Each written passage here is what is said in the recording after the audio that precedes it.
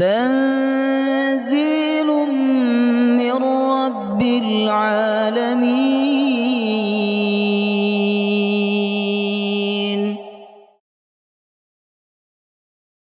يا أيها الذين آمنوا إذا قيل لكم تفسحوا في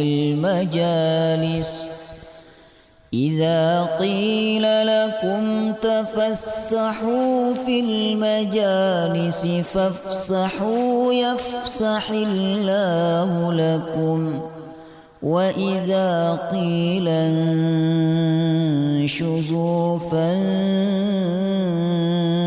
فانشزوا يرفع الله الذين آمنوا منكم والذين أوتوا العلم درجات والله بما تعملون خبير.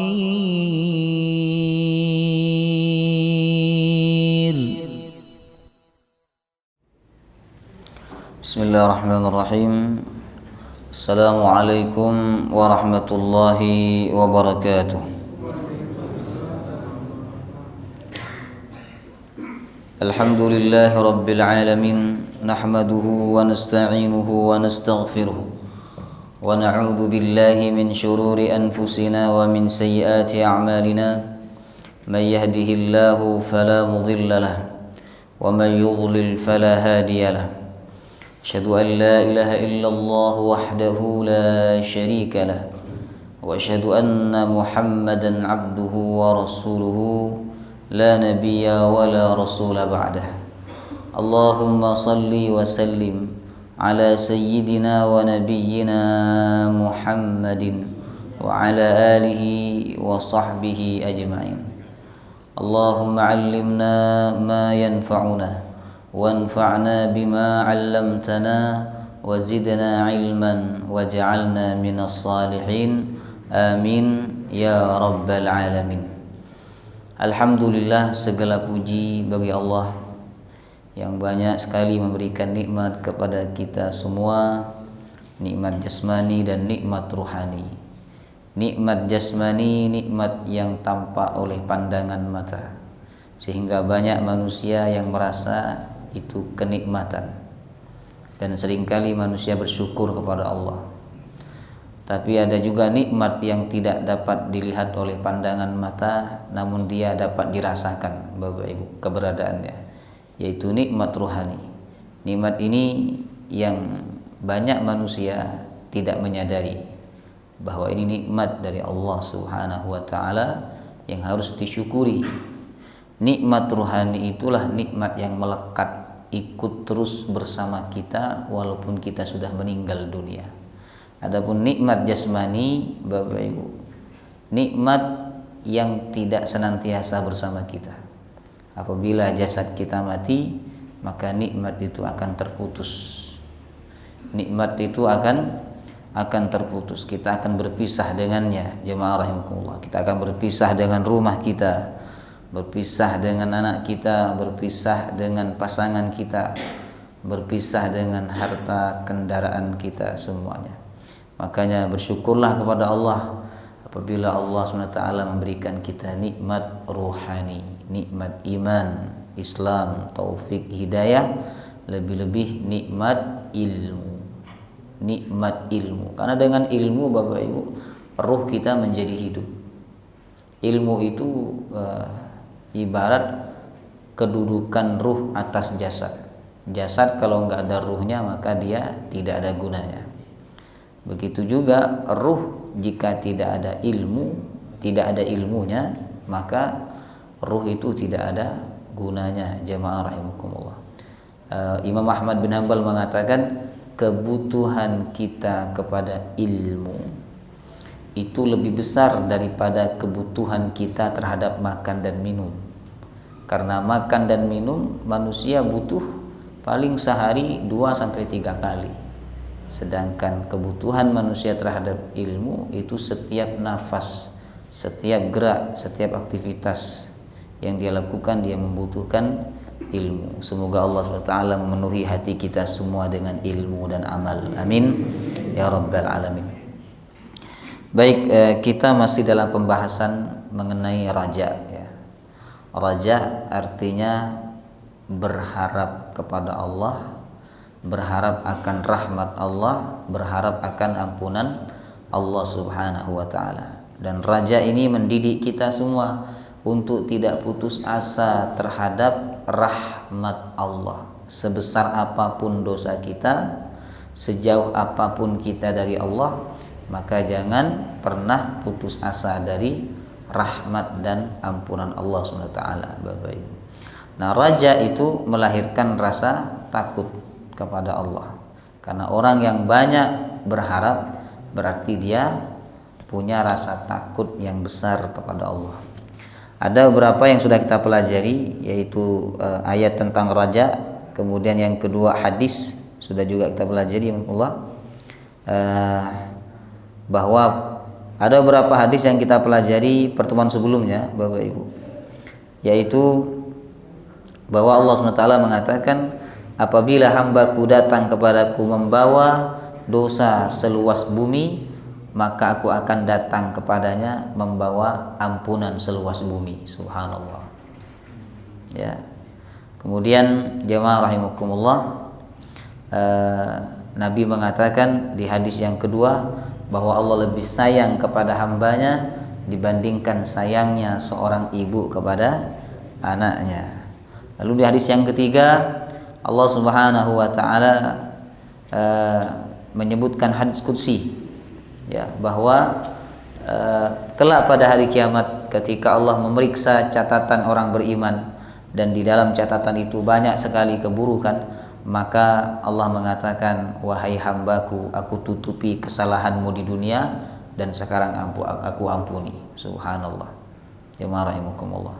Itu menunjukkan bahwa rahmat Allah sangat luas, Bapak Ibu. Kemudian hadis yang keempat yang juga sudah kita pelajari, yaitu bahwa Allah lebih senang kepada taubat hambanya dibandingkan senangnya seseorang yang menemukan ontanya yang hilang, yang mana di atas onta itu ada bekalnya. Jadi ketika dia berpergian jauh, dia membawa onta sekaligus bekal di atas onta itu, ternyata setelah dia istirahat, bangun tidur, Bapak Ibu, ontanya hilang dengan bekalnya. Dia pun mencari kemana-mana, tidak dia temukan. Akhirnya dia putus asa, dia kembali ke tempat semula, dia tidur lagi di situ, dia istirahat. Setelah bangun tidur, subhanallah, tiba-tiba untanya ada di dekatnya, lengkap, utuh dengan bekalnya. Akhirnya dia sangat bahagia sampai dia salah ucap, ya Allah, Engkau adalah hambaku, aku adalah Tuhanmu. Jemaah rahimakumullah. Sampai dia salah ucap, saking bahagianya, Bapak Ibu. Nah, kata Nabi, Allah lebih senang, lebih gembira kepada taubat hambanya dibandingkan gembiranya orang itu. Subhanallah. Makanya bikinlah Allah senang kepada kita dengan taubat. Taubat itu jangan nunggu dosa, Bapak Ibu. Karena Allah merintahkan taubat kepada orang beriman secara umum.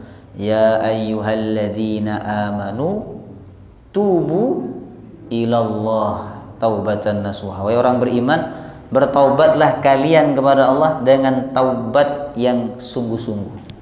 Allah tidak mengatakan wahai orang beriman yang berdosa. Artinya bahwa taubat itu tidak dikhususkan untuk orang yang berdosa. Tapi semua orang beriman taubat, minta maaf, minta ampun kepada Allah. Makanya ulama mengatakan taubat itu ada 4 tingkatannya. Ada taubat dari dosa, ini wajib, Bapak Ibu. Yang kedua ada taubat dari lalai mengingat Allah. Lalai, jadi dalam seharian mungkin banyak bermain, banyak berkumpul, ketawa, akhirnya dia lalai dan dia bertaubat. Kemudian yang ketiga ada taubat dari kurang sempurna dalam melaksanakan kewajiban. Ya, kemudian yang keempat, ini taubatnya para nabi. Taubat karena merasa kurang sempurna. Sudah sempurna tapi dia merasa kurang sempurna. Beda dengan kita, Pak. Kita ini tidak sempurna tapi merasa sempurna, ya kan? Sedangkan nabi dan rasul itu telah sempurna ibadahnya tapi merasa kurang sempurna, sehingga banyak bertaubat kepada Allah Subhanahu wa ta'ala. Maka Allah sangat sayang, sangat senang kepada hambanya yang bertaubat. Bahkan Allah mengatakan, innallaha yuhibbut tawwabin wa yuhibbul mutatahhirin. Allah mencintai orang yang bertaubat dan Allah yang mencintai orang yang bersihkan dirinya. Baik, hadis yang terakhir yang kita pelajari, bahwa dalam hadis kursi Allah mengatakan, ya bana adam law balagat dunubuka ananas sama thumma astaghfartani ghafartu laka wala ubali. Wahai manusia, seandainya dosamu seluas langit, kata Allah, kemudian kamu datang kepadaku, kau tidak menyekutukan aku, maka kamu minta ampun kepadaku, niscaya aku akan mengampuninya. Ada enggak orang dosanya seluas langit, Bapak Ibu? Enggak ada, jemaah rahimakumullah. Ya, enggak ada. Langit itu makhluk Allah yang paling luas yang bisa dilihat oleh manusia. Sebenarnya yang paling luas adalah arsy. Di bawahnya arsy ada kursi, di bawahnya kursi ada langit. Tapi karena yang bisa dilihat oleh manusia itu langit, maka digambarkan dengan langit, jamaahkumullah. Artinya seandainya ada manusia itu dosanya sangat banyak sekali, datang kepadaku, kata Allah, aku akan mengampuninya. Subhanallah. Dan Allah mengampuni dosa hambanya itu, Bapak Ibu, sama sekali tidak ada rasa dendam. Beda dengan kita, Pak. Ada orang melakukan keburukan, pernah menyakiti kita, pernah menzalimi kita, lalu dia minta maaf, kita maafkan, tapi masih ada nggak dendam itu? Pasti, jemaah rahimakumullah, masih ada. Sampai dia bilang, jangan menampakkan wajahmu kepadaku, karena kalau aku melihat kamu, aku ingat masa lalu yang mana kamu pernah menyakiti aku, ya kan? Masih ada dendam itu manusia. Makanya jangan berbuat salah kepada manusia. Susah dilupakan kesalahan kita, tapi kebaikan kita mudah dilupakan. Itulah manusia. Sedangkan Allah SWT, Bapak Ibu, Allah itu ketika sudah memaafkan hambanya, Allah sudah tidak menghitung lagi kesalahan itu. Dan bila dia melakukan kesalahan lagi, itu dianggap kesalahan yang baru. Subhanallah. Baik, sekarang kita masuk kisah, ya. Kisah tentang raja. Nah, ada 3 kisah yang saya sampaikan dalam kesempatan ini di dalam kitab Dalilus Sailin, Bapak Ibu. Yang pertama, jemaah rahimakumullah, kisah yang disebutkan dalam hadis riwayat Imam Abu Daud dari sahabat Abu Hurairah radhiyallahu anhu, bahwa Nabi pernah bercerita. Nabi pernah cerita tentang 2 orang laki-laki pada zaman dahulu dari kalangan Bani Israel. Mereka ini bersaudara, jadi kakak beradik, Bapak Ibu. Yang satu taat, yang satu ahli maksiat. Nah, biasanya memang begitu ya. Saudara itu, Pak, ada yang ahli ibadah, ada yang ahli maksiat, biasa. Jemaah rahimakumullah. Enggak semuanya ahli ibadah semua. Ya kan, enggak semuanya ahli ilmu. Biasanya ada salah satu di antara mereka yang melenceng dari apa yang diharapkan oleh orang tuanya. Kemudian jemaah rahimakumullah, wa kana ya'iduhu wa yusjiruhu fa kana yaqul da'ni wa rabbi. Yang ahli ibadah ini menasihati adiknya yang suka berbuat maksiat. Tapi cara dia menasihatinya nggak benar, Bapak Ibu. Sambil dimarahin, sambil dicela, sambil dijelek-jelekkan. Kemudian adiknya berkata, udahlah, tinggalkan aku. Ini urusanku dengan Tuhanku. Kamu tidak diutus dan kamu tidak diciptakan oleh Allah untuk mengawasi aku. Udah urus hidup kamu sendiri. Ya. Kemudian jamaah rahimakumullah, suatu saat adiknya ini melakukan dosa besar yang menurut dia itu sangat tidak pantas orang yang mengaku muslim tapi melakukan dosa itu. Akhirnya si kakaknya ini memuarah jamaah rahimakumullah. Namanya kakak kan, bapak ibu, memuarah. Nah orang tuh kalau marah biasanya ucapannya tidak terkontrol. Maka karena dia marah sekali, akhirnya si kakaknya ini berkata kepada adiknya, la yaghfirullahu lak wala yadkhulakal jannah. Allah tidak akan mengampuni kamu, walay yudkhilakal jannah, dan Allah tidak akan memasukkan kamu ke dalam surga. Subhanallah. Dua bersaudara itu pun meninggal dunia, jamaahkumullah. Yang satu meninggal dikenal sebagai orang taat, yang satu meninggal dikenal sebagai orang yang ahli maksiat. Nah, pada hari kiamat Allah Subhanahu wa taala berkata kepada kakaknya yang ahli ibadah itu, ayastati'u ahadun ayyahdhura rahmati ala ibadi. Apakah ada seseorang yang mampu menghalangi rahmatku untuk kuberikan kepada hambaku?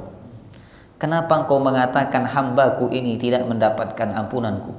Dan kenapa engkau mengatakan bahwa hambaku ini tidak akan aku masukkan ke dalam surga?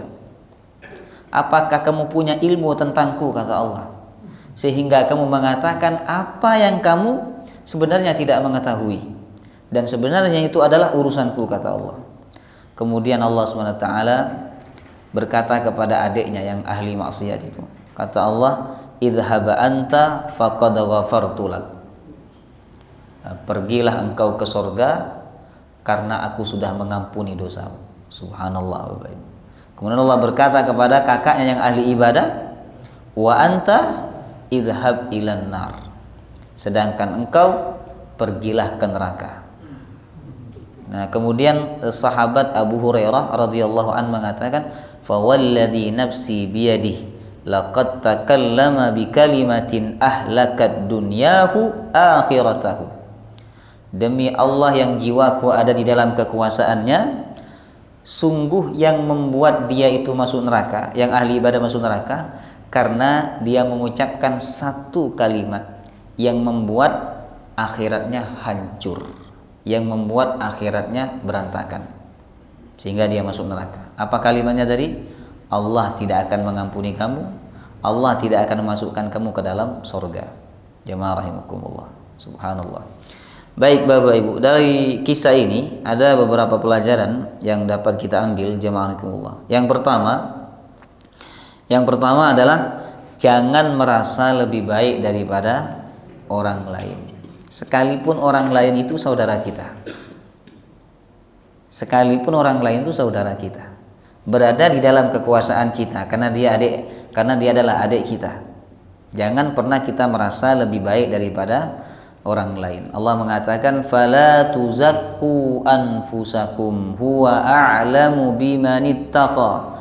Janganlah kalian mensucikan diri kalian, maksudnya jangan menganggap diri kalian suci, karena Allah tahu siapa yang paling bertakwa. Jemaah rahimakumullah. Ya. Bahkan Nabi itu sempat menegur seorang sahabat yang memberi nama anaknya Barrah. Barrah itu artinya orang yang ahli kebaikan. Ditegur oleh Nabi, ya, yang tahu orang itu karena nama itu ada unsur apa? Menganggap dirinya suci, lebih baik daripada orang lain. Jemaah rahimakumullah. Ya. Makanya orang dulu itu Bapak Ibu kalau mau ngasih nama kepada anaknya supaya nggak salah, dia datang ke ulama. Dia minta saran nama. Begitu juga sahabat Nabi ketika mereka memberikan nama kepada anaknya, mereka datang kepada Nabi SAW. Sedangkan orang sekarang ngasih nama anaknya di mana dia carinya? Dia searching di Google. Insyaallah. Tapi insya Allah yang di-share di Google itu ya yang baik-baik lah. Tapi harus ditanyakan dulu lah, Ustadz ini apa artinya? Saya tadi nemu di Google untuk nama anak cucu saya. Ya, jangan sampai, karena tidak semua di Google itu bagus Bapak Ibu. Ya, jemaah rahimakumullah. Nah, jangan mentang-mentang Arab kemudian artinya bagus, ya kan? Jemaah rahimakumullah. Ada kafirun, artinya orang kafir itu. Ada narun, ada hamiyah yang saya baca tadi. Ketika sholat maghrib, hamiyah dipanggilnya hami, bagus panggilannya hami gitu kan. Tapi sebenarnya hamiyah itu nama neraka. Jemaah rahimakumullah, ya. Baik, Bapak Ibu. Jadi jangan merasa lebih baik daripada orang lain, karena merasa lebih baik itu sifatnya iblis. Iblis merasa lebih baik daripada Nabi Adam. Ana khairum minhu, aku lebih baik daripada dia. Jemaah rahimakumullah. Walaupun kita ini sudah beramal soleh, sudah sedekah, puasa, sholat, zakat, sudah semuanya kita lakukan, tetap kita tidak boleh merasa lebih baik. Karena kalau kita ini merasa lebih baik daripada orang lain, biasanya Allah akan menjerumuskan kita dalam kemaksiatan. Supaya kita sadar bahwa kita ini kotor, bahwa kita ini tidak lebih baik daripada orang lain. Jemaah rahimakumullah, ya. Makanya sahabat Abu Bakar itu kalau dipuji sama orang, sahabat Abu Bakar ya, dipuji oleh orang lain, beliau langsung berdoa kepada Allah, Allahumma ja'alni khairam mimma yadhunnun waghfir li ma la ya'lamun. Ya Allah, jadikan aku lebih baik dari pujiannya dan ampuni aku dosa yang tidak diketahui olehnya. Karena orang memuji itu kan karena nggak tahu dosa kita. Coba kalau dia tahu dosa kita, dia tidak akan memuji kita. Jemaah rahimakumullah, ya. Baik, kemudian pelajaran yang kedua dari kisah tadi adalah Allah bisa saja mengampuni dosa seorang hamba walaupun dia tidak bertaubat. Kan dalam hadis tadi kan tidak disebutkan bahwa si adiknya itu bertaubat kan? Tidak. Tiba-tiba Nabi menyebutkan dalam hadis itu, pada hari kiamat Allah berkata kepada orang yang banyak berbuat dosa itu, pergilah engkau masuk surga. Aku telah mengampuni dosa engkau. Kepada yang satunya, pergilah engkau kepada neraka karena aku tidak menerima seluruh amal engkau. Jadi bisa saja Allah mengampuni dosa seorang hamba walaupun dia tidak bertaubat. Itu tentu atas kehendak Allah. Manusia kan juga begitu, Bapak Ibu. Misalnya ada orang berbuat salah, orang itu enggak minta ampun, tapi sama dia, udah saya maafkan dia. Nah ini tentu hukum khusus. Jangan ditiru, Pak. Ya, jangan ditiru ini hukum khusus namanya, Bapak Ibu. Ya, seperti kisah orang yang minta dibakar itu kan, pernah dengar nggak kisah? Jadi ada seorang laki-laki, banyak sekali dia melakukan dosa dan hidupnya diliputi dengan dosa. Ketika dia sakit parah, dia berpesan kepada anaknya, nanti kalau bapak mati kalian bakar aja supaya bapak tidak dibangkitkan oleh Allah karena bapak banyak dosa. Akhirnya setelah meninggal dunia dibakar sama anaknya sampai menjadi abu-abunya dibuang ke lautan, satunya dibuang ke daratan. Jemaah rahimakumullah. Allah kumpulkan debunya itu, abunya itu dikumpulkan sama Allah, kemudian dihidupkan kembali. Hadisnya sahih dalam riwayat Imam Muslim, Bapak Ibu. Kemudian Allah bertanya, kenapa kamu melakukan ini? Kata dia, ya Rabb, aku takut dibangkitkan karena aku banyak dosa. Kata Allah, aku ampuni dosa kamu. Nah dia kan tidak bertaubat selama hidup, tapi sama Allah diampuni. Ini namanya hukum khusus, tidak boleh ditiru, Bapak Ibu. Ya, tidak boleh ditiru. Nanti jangan pesan dibakar dan seterusnya. Ini tidak boleh ditiru, jemaah rahimakumullah. Kemudian yang ketiga, larangan mengatakan sesuatu yang mana tidak ada ilmu tentangnya. Jadi Allah mengampuni atau tidak itu kan urusan Allah. Lah kita tidak boleh mengatakan atau memvonis seseorang itu dapat ampunan Allah atau tidak mendapatkan ampunan Allah. Kenapa? Karena itu haknya Allah, hanya Allah yang tahu, Bapak Ibu. Jadi kita ini jangan berkata sesuatu yang kita nggak ada ilmu tentangnya. Allah mengatakan, wala taqfu ma laysa laka bihi ilm. Janganlah engkau mengatakan sesuatu yang tidak ada ilmu tentang itu bagi dirimu. Ya. Kalau kita tidak tahu ilmu tentang sholat, ya jangan berbicara sholat. Kalau kita nggak tahu ilmu tentang haji, jangan berbicara haji.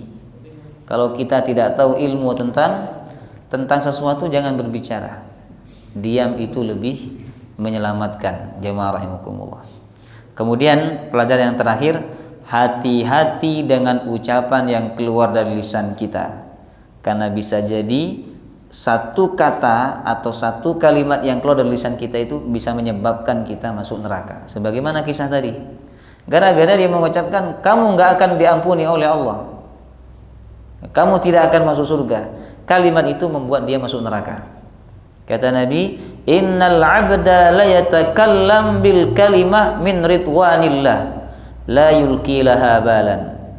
Sesungguhnya ada seorang hamba yang berucap satu kalimat yang mendatangkan ridha Allah, padahal dia tidak merasa, tidak menyadari bahwa kalimat itu akan mendatangkan ridha Allah. Kemudian dengan kalimat itu Allah memasukkan dia ke dalam surga. Dan ada juga seorang hamba, kata Nabi, yang mengucapkan satu kalimat, lalu kalimat itu membuat Allah murka kepadanya. Dia tidak sadar bahwa kalimat itu telah membuat Allah murka kepadanya. Lalu Allah SWT membuat dia masuk ke dalam neraka. Jadi hati-hati, jemaah rahimakumullah. Ya, kalau kita ingin berbicara, pikir dulu. Ya, difikir dulu Bapak Ibu. Baik, itu kisah yang pertama. Kisah yang kedua. Nah, kisah yang kedua ini tentang kunut nazilah. Nabi itu sempat membaca kunut nazilah, mendoakan orang kafir, orang beberapa suku dari Arab ya, mendoakan keburukan, tapi sama Allah ditegur, tidak boleh. Ya, ini menunjukkan luasnya rahmat Allah SWT. Disebutkan, anna Rasulullah sallallahu alaihi wasallam kana yaqnutu fi ar-rak'atil akhirah min salatil fajr ba'da raf'ihi alaihi wasallam min ar-ruku'. Wa ba'da qawlihi sami'allahu liman hamidah rabbana walakal hamd. Rasulullah pernah kunut di rakaat terakhir dalam sholat subuh, setelah bangun dari ruku, setelah mengucapkan sami'allahu liman hamidah rabbana walakal hamd. Apa kunutnya beliau? Allahumma al'an fulan wa fulan. Ya Allah, laknat si fulan dan si fulan, laknat suku fulan, didoakan oleh Nabi. Kenapa Nabi mendoakan melakukan kunut nazilah, mendoakan keburukan atas mereka? Itu ada ceritanya Bapak Ibu. Jadi setelah perang Uhud, kaum muslimin kan mengalami kekalahan yang cukup parah. Ada 70 sahabat yang meninggal dunia, yang mati syahid diantaranya adalah Hamzah bin Abdul Muttalib, Bapak Ibu. Nah, tak lama setelah perang Uhud itu, jemaah rahimakumullah, terjadi lagi peristiwa yang berdarah. Namanya peristiwa Ar-Raji dan Bi'ir Ma'unah. Jadi ada Ar-Raji itu ada dua suku yang datang kepada Nabi, namanya suku Udal, Bani Udal dan Bani Qarrah, jemaah rahimakumullah. Jadi mereka ini datang kepada Nabi, perwakilannya datang, ya. Kemudian mereka berkata kepada Nabi, ya Rasulullah, Islam sudah sampai kepada orang-orang kami. Kata Rasulullah, apakah kalian mau masuk Islam? Tetapi dua orang utusan ini, jemaah rahimakumullah, tidak menjawab. Ya, tidak menjawab iya, tidak menjawab tidak, Bapak Ibu. Kemudian jemaah rahimakumullah, dua orang ini berkata kepada Rasulullah, ya Rasul, bisakah engkau mengutus sahabatmu untuk mengajarkan Islam kepada mereka, Bani Udal dan Qarrah? Karena ini dakwah sama Nabi disetujui. Oke lah, kata Nabi. Diutus 10 sahabat, Bapak Ibu. Ya, yang mana saat itu dipimpin oleh seorang sahabat namanya Asim. Berangkat 10 sahabat ini jemaahullah sampai di sebuah perkampungan namanya Ar-Raji, kampung Ar-Raji, Bapak Ibu. Ternyata 10 sahabat ini dijebak, dikhianati. Jadi suku Bani Udhal dan Bani Qarra itu telah mengkhianati Rasulullah. Mereka pura-pura minta utusan untuk mengajarkan Islam, tapi setelah berangkat ternyata 10 orang sahabat Nabi SAW ini dijebak. Kemudian mereka dikepung, jemaah rahimakumullah. Ya, ada 100 orang yang mengepung mereka dan 100 orang ini membawa panah semuanya, Bapak Ibu. Akhirnya 10 sahabat ini berlindung di atas bukit. 100 orang ini salah seorang di antara mereka berkata, turunlah kalian, menyerahlah kalian kepada kami. Tapi Asim sebagai pimpinan mereka tidak mau menyerah. Asim tetap bertahan di atas, akhirnya diserang oleh mereka dan pada akhirnya mereka meninggal dunia, mati syahid, Bapak Ibu. Kemudian Asim ketika dipenggal, Asim sempat berkata, beruntunglah aku karena aku mati di jalan Allah. Subhanallah, Bapak Ibu. Kemudian sisa 3 sahabat yang masih belum tewas saat itu, jemaah. 3 sahabat ini. Kemudian mereka menawarkan, kalian kalau turun dari bukit, maka kami akan melepaskan kalian dan kalian akan kami anggap sebagai kawan sahabat kami. Akhirnya 3 sahabat ini turun. Di antara namanya adalah Zaid, satunya Khubayb, yang satunya lagi tidak disebutkan oleh ahli sejarah. Setelah turun ternyata mereka diikat. Jadi dijebak, Bapak Ibu, disandra, diikat. Setelah itu 3 sahabat ini berontak, akhirnya melakukan perlawanan. Kemudian jemaah rahimakumullah, salah seorang di antara mereka tewas, yaitu sahabat yang tidak diketahui namanya itu. Sehingga tinggal 2 sahabat, namanya siapa? Zaid dan Khubayb. Nah, ini saya cerita jangan tidur, nggih. Nanti saya udah sungguh-sungguh cerita, jangan malah tinggal tidur ya. Kemudian sahabat Zaid dan Khubayb, jemaah rahimakumullah, dibawa oleh mereka ke Mekah, dijadikan tawanan, dijual. Karena jual orang saat itu mahal harganya. Dulu kan masih ada perbudakan. Bahkan di Mekah itu masih ada pasar budak, Bapak Ibu. Masih ada pasar budak, jemaah rahimakumullah. Jual orang. Isinya jual orang. Kalau di sini kan ada pasar burung, dari sini isinya jual burung semua. Kalau dulu di Mekah itu ada pasar budak, jual orang semua, isinya di situ, jemaah rahimakumullah. Nah, kemudian Zaid, jemaah rahimakumullah,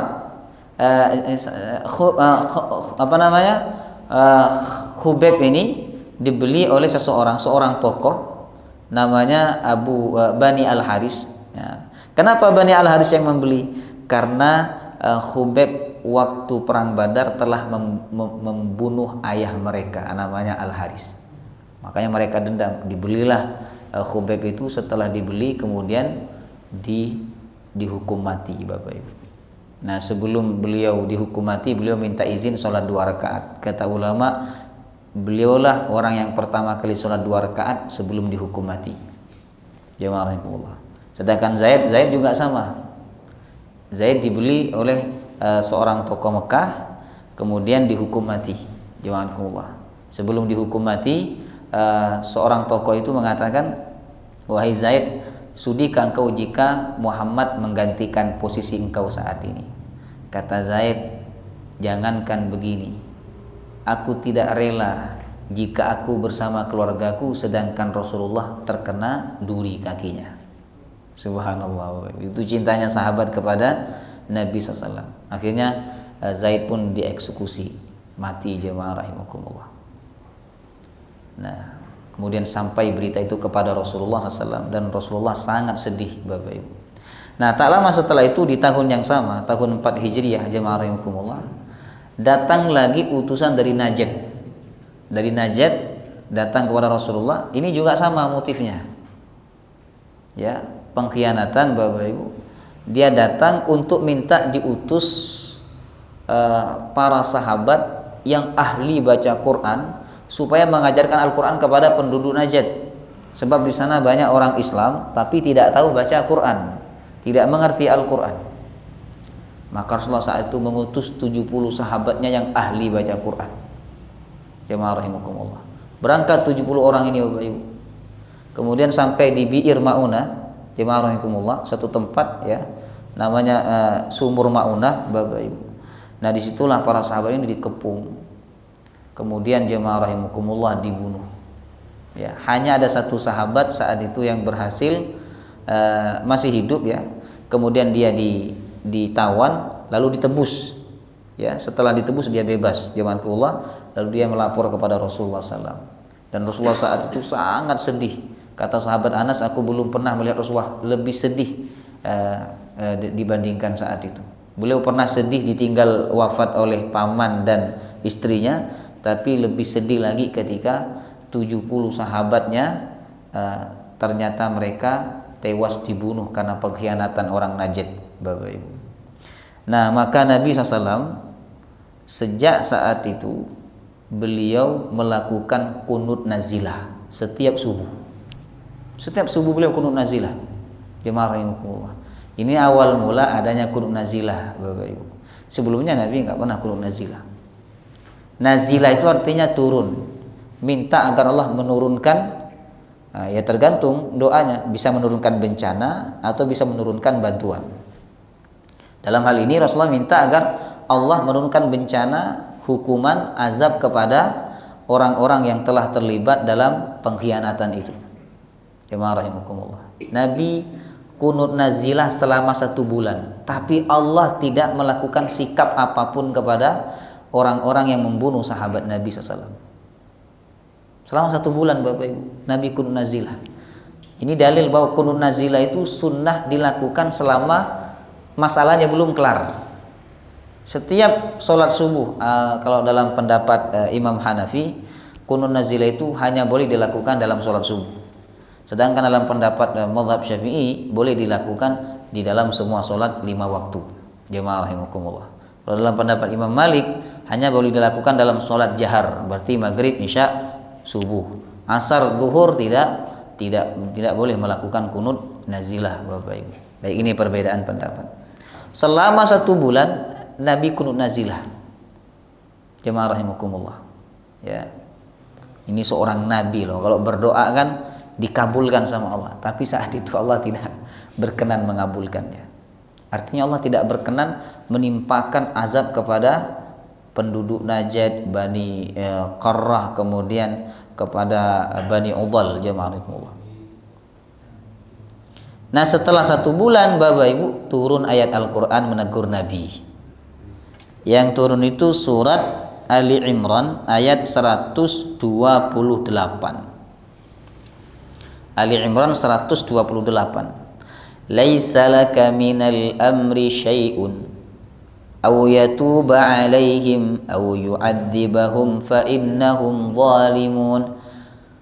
Laisa laka minal amri syai'un. Bukan urusan engkau wahai Muhammad. Mereka itu bertaubat atau diazab olehku, kata Allah.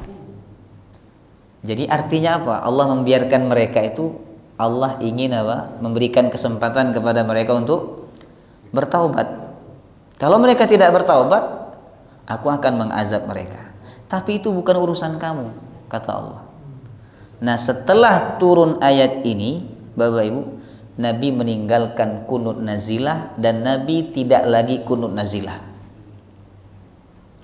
Lalu saat itu Nabi menggantinya dengan doa yang baik selama 1 bulan. Karena selama 1 bulan pertama Nabi kan dalam kunutnya doanya jelek, memang doakan kejelekan untuk orang-orang yang telah berkhianat itu. Kemudian setelah ada turun teguran ini, Nabi mengganti dengan doa yang baik selama 1 bulan kemudian, dengan doa Allahumma hdini fi man hadait wa afini fi man afait. Selama 1 bulan, setelah itu ditinggalkan oleh Nabi. Makanya masalah kunut subuh itu ada perbedaan pendapat, Bapak Ibu. Ada perbedaan pendapat. Ada yang kalau dalam mazhab Maliki itu enggak ada kunut subuh. Loh, itu hadisnya bagaimana dengan hadis yang mengatakan bahwa Nabi kunut nazilah setelah itu diganti dengan kunut Allahumma hdini fi man hadait? Iya, itu 1 bulan setelah itu ditinggalkan sama Nabi. Jadi menurut Imam Malik kunut subuh itu dimansukh, dihapus. Jemaah rahimakumullah. Nah, berbeda dengan Imam Syafi'i. Imam Syafi'i mengatakan kunut subuh itu sunnah. Karena Nabi SAW karena ada hadis menyebutkan Nabi tidak pernah meninggalkan kunut sampai beliau wafat. Kunut subuh maksudnya. Nah, ini perbedaan pendapat Bapak Ibu. Ya. Dan ini nggak ada kaitannya dengan organisasi ya. Nggak ada, kalau kunut berarti NU gitu. Kalau nggak kunut Muhammadiyah. Jemaah rahimakumullah. Kalau kadang kunut kadang tidak. Itu saya Bapak Ibu. Ya. Saya kalau diundang ngimami itu ditanya, saya tanya, ini kunut apa enggak gitu. Ya, kata ini takmirnya terserah Ustadz gitu kan. Kalau terserah itu saya lihat mimbarnya ada tongkatnya enggak. Kalau ada tongkatnya saya kunut. Berarti masjid ini lebih condong ke yang ada tongkatnya. Maksudnya. Kemudian kalau nggak ada tongkatnya saya biasanya tidak kunut. Jemaah rahimakumullah. Tapi tetap saya jemaah rahimakumullah menghormati segala macam perbedaan ya. Karena itu perbedaan cabang Bapak Ibu. Jangan sampai karena perbedaan itu kemudian ribut. Sampai ramai di grup itu nggak baik karena perbedaan itu. Jemaah rahimakumullah. Saya memutuskan tali persaudaraan. Sampai memaki-maki orang lain itu nggak boleh Bapak Ibu. Itu kan perbedaan pendapat. Nah, orang sholat subuh itu nggak salah kalau dia nggak kunut. Jangan keluar. Kalau dia kunut juga nggak salah Bapak Ibu. Benar semuanya. Kunut ya benar, nggak kunut juga.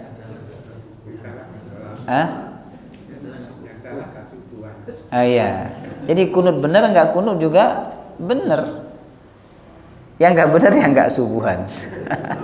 Biasanya yang keluar-keluar tuh nggak ke masjid. Nah, inilah pentingnya kita belajar. Kalau kita belajar itu kita lebih luas ilmunya dan kita akan tidak mudah menyalahkan orang lain, Bapak Ibu. Penting kita belajar, ya. Apa hukumnya kunut nazilah? Nah, kalau kunut subuh sudah banyak yang membahas. Kunut nazilah itu ulama berbeda pendapat. Kalau dalam mazhab Maliki, kunut nazilah itu Bapak Ibu itu tidak disunnahkan. Kenapa? Ini kunut nazilah dalam pengertian mendoakan keburukan untuk orang lain ya. Misalnya kita mendoakan keburukan untuk orang Yahudi gitu ya. Karena telah menzolimi orang Palestina. Itu menurut Imam Malik tidak disunnahkan. Karena Nabi pernah melakukannya tapi ditegur oleh Allah kemudian dihapus, ya kan? Tapi dalam pendapat mazhab yang lain, jumhur ulama Hanafi, Syafi'i, Hambali mengatakan tetap disunnahkan. Tetap disunnahkan, jemaah rahimakumullah. Karena ada hadis pembandingnya bahwa Nabi pernah mendoakan keburukan walaupun tidak di dalam sholat, ya, kepada orang-orang kafir, jemaah rahimakumullah. Ya. Adapun kunut karena ada wabah, penyakit, keburukan, kesulitan, itu sunnah, ulama sepakat semuanya sunnah dilakukan kunut nazilah. Sampai kapan? Sampai wabah, penyakit, kesulitan itu hilang. Ya, dalam mazhab Syafi'i sunnah dilakukan setiap sholat 5 waktu, Bapak Ibu. Seperti yang pernah terjadi kan wabah corona, jemaah rahimakumullah. Ya, sunnah setiap sholat imam memimpin kunut di rakaat terakhir bangun dari ruku setelah mengucapkan Rabbana walakal ham, jemaah rahimakumullah. Nah, ayat kisah ini dalil bahwa rahmat Allah itu sangat luas. Bayangkan orang membunuh sahabat Nabi dan sahabat terbaik, tapi sama Allah dibiarkan, dikasih kesempatan untuk bertaubat. Allah mengatakan dalam surah Al-Buruj, innal ladzina fatanul mu'minina wal mu'minati thumma lam yatubu. Orang-orang yang menyiksa orang beriman kemudian dia tidak bertaubat. Allah kasih kemudian dia tidak bertaubat. Artinya apa? Allah masih memberikan dia kesempatan bertaubat. Itu rahmat Allah, Bapak Ibu. Dan Allah ngasih kesempatan itu loh, nggak seperti kita. Pak, kalau ada orang Pak menyakiti istri kita, memukul istri kita? Kita kasih kesempatan dia minta maaf atau langsung kita balas? Hah? Nah, itulah kita. Itu kita Bapak Ibu. Pasti langsung kita balas. Apalagi kita berkuasa. Lah Allah itu kan berkuasa membalas. Allah itu berkuasa dan tidak ada yang bisa menghalangi kekuasaan Allah. Tapi Allah memberikan kesempatan. Dan kesempatan Allah ngasih kesempatan itu gak seperti kita. Kita kan ngasih kesempatan biasanya dikasih batas 1 kali 24 jam ya. Kalau enggak minta maaf, aku akan laporkan kamu ke polisi misalnya. Allah enggak begitu. Allah tidak mengatakan 1 kali 24 jam. Kalau kalian tidak datang kepadaku bertaubat, aku akan azab kalian. Allah kasih kesempatan. Dan ketika itu yang menentukan kapan hambanya datang juga bukan Allah, tapi hambanya sendiri. Beda Pak kalau kita ingin datang ke presiden, yang menentukan waktunya kan presiden. Yang menentukan apa tema pembicaraannya itu juga presiden. Kalau kita datang kepada Allah, yang menentukan kita sendiri. Kita mau bicara apa dengan Allah, terserah kita. Semuanya akan diterima oleh Allah Subhanahu wa taala. Ini menunjukkan keluasan rahmat Allah Subhanahu wa taala, Bapak Ibu. Makanya kita harus raja, senantiasa berharap, jangan putus asa dari rahmat Allah. Masih ada satu kisah lagi Bapak Ibu, tapi karena waktunya mepet Isya ya, jadi kita cukupkan 2 kisah saja.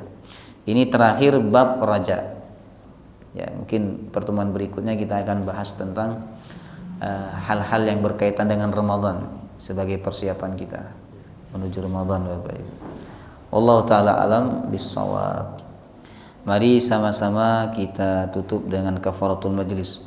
Subhanakallahumma wa bihamdika asyhadu an la ilaha illa anta astaghfiruka wa atubu ilaik. Assalamualaikum warahmatullahi wabarakatuh.